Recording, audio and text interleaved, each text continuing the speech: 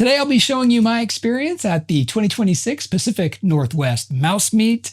This is my fourth time coming to this show and it was awesome as usual. So the last 3 years it was at a hotel down in Linwood, Washington, but this year they have a new venue. So it was moved up to the Edward D. Hansen Conference Center in Everett, Washington. So just a little bit up the freeway, and it was really cool to see what they did with this new venue. So the doors open at 9 a.m., but the rope drop for the main show area isn't until 10 a.m. So I had an hour to walk around the waiting area, and they did have the voting boards with the questions that I show in all these Mouse Meet videos. And the questions at this event were, what is your favorite Disneyland garbage can? And the choices were Adventureland, Frontierland, Tomorrowland, Fantasyland, and New Orleans Square. So this was a tough one for me because I like all the designs of the Disneyland trash cans, but I went with New Orleans Square because I like the color of that one, and then also New Orleans Square is where Pirates is at and the Haunted Mansion. So that is what I chose. And then just on the other side of the hall, they had the other question, which was, what is your favorite Disney castle? And our choices were Disneyland, Hong Kong Disneyland, Walt Disney World, Disneyland Paris, and Shanghai Disneyland. And for me, my home park is Disneyland. So I grew up with Sleeping Beauty Castle. So that was the clear choice for me on this one. So that is what I chose. And then they also had a Jungle Book VHS store display from the 90s, which was super fun to look at. And you get really in close to the promotional parts on the sign, and it was fun to see the expiration dates of, like, you know, must do entry by 1997 and stuff like that. So that was kind of fun to see. And then I got a churro before rope drop because, hey, gotta have a churro, right? So now it's 10 a.m. and it's time for a rope drop. So they did the little rope drop announcement just like at the Disney parks, which was super fun. And then I was able to get in and see the new event space, which was amazing. And the first thing I like to do at a Pacific Northwest Mouse Meet is to go and see the artist Joshua Whitman, because he starts a painting at the beginning of the Mouse Meet show, and then he finishes it by the end of the day. So you can see here that his painting is a bird, and it is Jose from the Tiki Room. So I talked to him a little bit, and he said he was going to put a Tiki statue in the background. So it was fun to walk by throughout the day to see the progress on that painting. So I'll show you a little bit later on what that ended up looking like. So now it was time for the first guest speaker, who was Kaye Malins and Sumner Nesbitt from the Walt Disney Hometown Museum in Marceline, Missouri. So they had a lot of great stories from Walt's childhood. And the cool thing here is that Kaye actually knew Walt from when she was a kid. Walt and Kaye's dad were good friends. So that's pretty cool. There's not a lot of people still out there that knew Walt Disney. So she had some great stories. One of my favorite stories that she told was after Walt was famous with Disneyland, he came back to Marceline for an event or a dedication, and they didn't know where to have Walt and Lillian stay while they were out there. And they ended up staying at Kaye's family's house. So how cool is that? You know, to be like, oh yeah, you know, Walt Disney stayed at my house for a few days, you know, no biggie. So super interesting presentation, and the Walt Disney Hometown Museum sounds like a great place to visit. While you're there, you can check out the Marceline Main Street, right? The real Main Street that inspired the Main Street that we all love at the Disney park. So if you want more information on the Walt Disney Hometown Museum, be sure to check out waltdisneymuseum.org, and you can see some cool pictures and then plan your trip to Marceline. So we had a 2-hour break before the next guest speaker, so we had time for lunch and other activities. So I did some shopping and checked out all the vendors. I bought a few things, and I did a little bit of pin trading. So I'll show you all the pins I traded for and all the things I bought at the end of this video. But they had a lot of vendors there with lots of cool different items. They were selling t-shirts, stickers, pins, bags, and they had this one vendor that had like these wooden displays with lights in the back. That was really cool too. And then I had time to walk around and find all the trivia questions that they have kind of on hidden Mickeys around the venue. So I found all 16 of them, and they were a good mix of easy questions and some challenging questions that I did not know the answers to.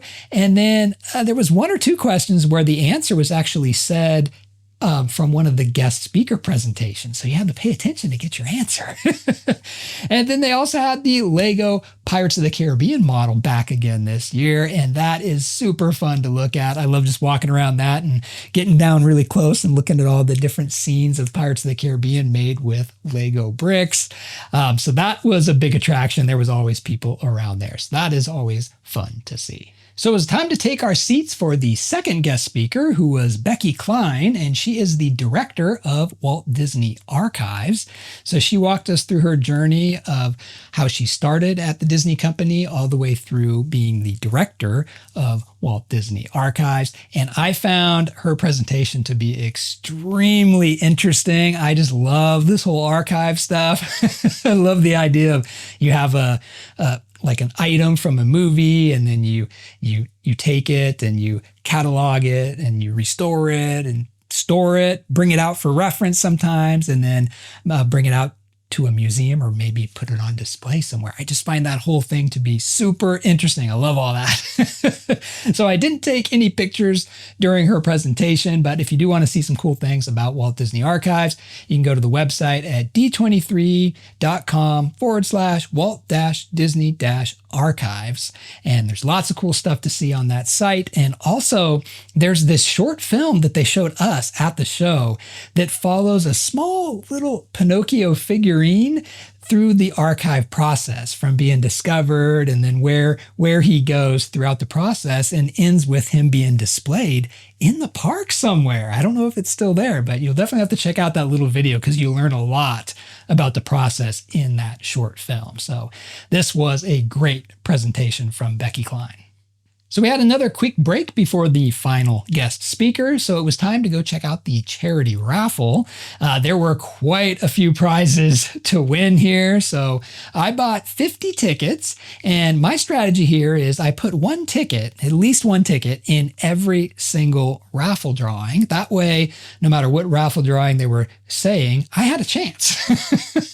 And then I took my remaining tickets and went back through and put more tickets in the items that I really liked. And the item I liked the most, the thing I really wanted to win, was this Carthay Circle Old Hag poison apple mug display.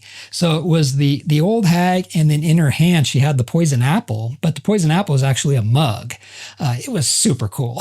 So that is the thing I wanted to win the most. So that's where most of my tickets went. And then we'll go over the raffle results here very soon, and I'll let you know if I won that. I mean, do you see it back here? No. So then it was time for the third and final guest speaker, who was Disney legend Mark Henn. So he was a Disney animator and also a director with quite a long list of credits. I mean, he worked on movies like Little Mermaid, Beauty and the Beast, Aladdin, Lion King, Mulan, Princess and the Frog, Frozen, Moana, Encanto, just a ton more than that too. It's crazy. And one of the things that I thought was kind of funny that he talked about was somehow he kind of became the go-to princess animator. So he showed us some of his sketches of some of the princesses, Mulan, Jasmine, Belle, and Tiana. I love seeing the little sketches like that. And then he had an interesting story about how that since now everything is computer animated, it's harder to do storyboarding, right? Because it takes too long to get that into the computer. So they would bring him in to do quick storyboard sketches. And the one he showed us at the show was of baby Moana, a scene where she goes out into the water and then the ocean picks her up and puts her back on land. So we got to see that animated storyboard, which was super cool. So it was a great presentation from Mark Henn. So then it was time for the charity raffle and grand prize drawings. So I didn't win any of the charity raffle items, but the charity raffle did raise $13,050. $4. And all the proceeds from the raffle go to Ryman Arts and the Seattle Children's Hospital, which is awesome. So the grand prize drawing was for a Walt Disney Studio tour for 6 people. That would have been so awesome to win. But I didn't win it again this year. But I'm planning on winning it next year. I put it in my calendar. And then Michael Vargo was there, and he's the head of D23. So he got up on stage, and then he threw in 4 tickets to D23. So it was kind of an extra bonus grand prize, which was awesome. And then I took a final look around the area, walked by Joshua Whitman's painting again to see what it became. And as you can see, that came a long way with the little outline of Jose. And now he's all painted in. We've got a tiki statue in the background. So that ended up being awesome. And then for the voting posters, I walked by those to get the final results.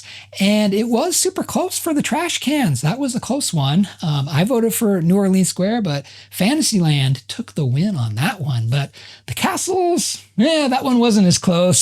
Sleeping Beauty Castle won that with ease. But that's to be expected because this is a West Coast event. So it's a little more Disneyland centric, I think. So that doesn't surprise me that one won. So that wrapped up the 2026 Pacific Northwest Mouse Meet. So now I'll give you a close look at all the items I bought from the vendors, some pins that I bought, and then a bunch of pins that I traded for. So let's check those out right now. So we'll start off with the Pacific Northwest Mouse Meet shirt. This is the shirt that I was wearing in this video. So I did get this, and I also got the Mouse Meet pin. I always like to get a dated Mouse Meet pin for each one I go to. So same design here. We have the paintbrushes, the pencil, and then this actually says 2026 down here in the paint can. So I did get a t-shirt from the Happiest Tees on Earth. They have a lot of great Disney themed t-shirts. You should definitely check them out. And this is a design they just released on the day of the Mouse Meet, and it is this little map. And so it starts, you probably can't tell that it is a shirt. There's the collar. And it starts with the Pacific Northwest, and then we follow the little map to the Redwood Forest. And then you just keep going south till you hit Malibu, and then over here, you find the castle. I can zoom out a little bit there. That is very cool. Love the design of this one. And then I also got some stickers. Their stickers were buy 2, get 1 free. And I got a sticker of this little map, Pacific Northwest down to the castle. And then I got another churro sticker, and then a Mickey ice cream bar sticker. So I love buying these little 5x7s from Joshua Whitman, and I bought so many over the years that I forget which ones I have, but I know I don't have these 2. So I got one with Rafiki holding up Simba. Love that one. And then I got one with Rapunzel and Flynn, the lantern scene. That's always a cool scene to have artwork of. But these are the 2 I bought this year. But like I said, I've purchased quite a lot over my 4 Mouse Meets. So I'm not going to show them all to you right now, but you can look through my different Mouse Meet videos, and I do show lots of them. So love these little things. And my idea is to make pin boards, like put this one here on a pin board and then have Big Thunder Mountain pins around it. That was kind of my idea. That's why I bought a lot of these, but very cool designs. Love picking these up. And next year at the Mouse Meet, he'll have the Jose Tiki Bird Tiki Room one that he painted this year, and I can get a little 5x7 of that one. All right, and the other thing I bought was from Little Baby Ren, and this is a toiletry bag. I'm in need of a new one, and I walked into her booth and saw these. It's like, wow, gotta get one of these. And she had tons of different designs, lots of Star Wars, and then lots of just overall Disney patterns, but I love R2-D2. So I got this R2-D2 one. Just love the style of this one. We got the red zipper. You got the little handle up here. And we have, let's see if I can get this here. On the zipper, the little zipper pull is R2-D2. So it's a little R2-D2 charm. Very cool. And then on the inside, it is black. Has her logo right there. And it's just one big pocket. That's That's the kind of bags I like. I know a lot of them you can have little inserts where you store everything in their place, but I just like one big pocket. So this bag is perfect for me. So I'm super excited the next time I travel to have the R2 bag with me. So for pin trading, I brought one Pinfolio here. And this front page is all of my pins that I was trading that have the diamond Mickey head on the back to make that easier, because I know some people only want to trade diamond for diamond. So these were all my diamond ones. And then on this page, I had some of my non-diamond head Mickey ones. They were released before they started that. And then I had some Loungefly pins down here. And then on this side, I had some of my limited release pins. So I had some holiday ones and just, some other limited release pins. And then I left this area blank to put the pins that I got from the trades. And this was all full. So as you can see, some people did take some of these, traded for them, some popsicles and things like that. And the ones I ended up getting, so I'll start with two that I purchased, and these were two that I got from Oodalali Pins. She's on Instagram. You may have seen her videos where she does these scoops of charms, like customers will buy 1 scoop or 2 scoop, and then she pulls out certain charms match up with certain types of pins, like you get 2 LE pins and things like that. It's kind of a cool way of doing it. But I did get this Bell popsicle or ice cream and the Pinocchio one. So I'm down to only 2. So I only need 2 to complete that series. And then another series that I was able to find is I got the Peter Pan one, the animated cutie Peter Pan. So I'm down to only 1 of those. And then I got this Donald Duck Mini Mix-It. This is from series 2. So I'm working on completing that collection. So those are the ones I got for my collections. And then the ones that I just kind of randomly got from trades, I got a lot of Walt Disney World Hidden Disney pins. So we got an Orange Bird Disney bus. I got this Green Color Story Peter Pan. And I got a Yzma ear hat. That's super cool. You got to love Yzma pins. And then I got a Rainbow Cinderella Castle. So those were some Disney World Hidden Disney pins that I traded for. And then the other ones I got, I've always loved these PinQuest ones. I love maps, and this looks like a compass. It just super cool design. And this has a hula girl from It's a Small World. And this was part of their PinQuest thing. I think if you were there, you did some kind of a scavenger hunt, and then you were able to get a PinQuest pin. So I do have, I think, 3 of these now. I thought that one was pretty cool. And then a lot of the vendors had pin trading boards, and on one of theirs, I saw this one, and I knew I had to get this one. So this is a Disneyland 60th Diamond Celebration, and I do have one of these pins with Mickey and Minnie that I remember I traded at Disneyland with a guest. It's the first time I ever traded with a guest.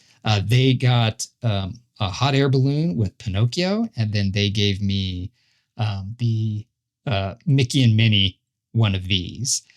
So I saw this one and thought this would be cool to have Pluto and Goofy in that same style pen. So those are the pens that I traded for and 2 that I purchased at the show. So that was pretty good for me. I traded with probably 4 guests and then on a couple of different vendor pin boards. So it was another successful Pacific Northwest mouse meet, and I do want to point out that it's not just Saturday. Saturday is just the main show, but there are things happening Friday and also on Sunday. So Friday at the hotel, there's a dinner, they did some pin trading, and then of course the room decorating contest. And if you're wondering, where was the room decorating? Well, that is the one downside of the new venue is since it's not at the hotel, I can't just walk around and see the room decoration. So I would need to stay at the hotel Friday night to see those. And then on Sunday morning, they arranged a private shopping experience at the Disney store that's at the factory outlets nearby. So you got to get in and do some shopping before the public was allowed in. And then after that, there was a screening of the Beauty and the Beast celebrating the 35th anniversary. And they had Mark Henn there to do a little bit of talking before the movie. So that would have been a great event too. So overall, it is a big Disney filled weekend. And if that's something that you're interested in and would like to come and do, you should get tickets for next year's Mouse Meet. So be sure to follow Pacific Northwest Mouse Meet on Instagram and Facebook, and then you'll get the alerts on when the tickets are available so you can get your tickets and see all of this in person next year. So I want to say thanks to the host, Don Morin, and the entire Pacific Northwest Mouse Meet team. You guys did an amazing job this year, and I imagine it was a bit of a challenge with the new venue, trying to figure out where to put things and what will work, but you guys did an excellent job. It kind of felt like it's always been at this venue. So yeah, great work. Thanks for watching, and I'll see you in my next video.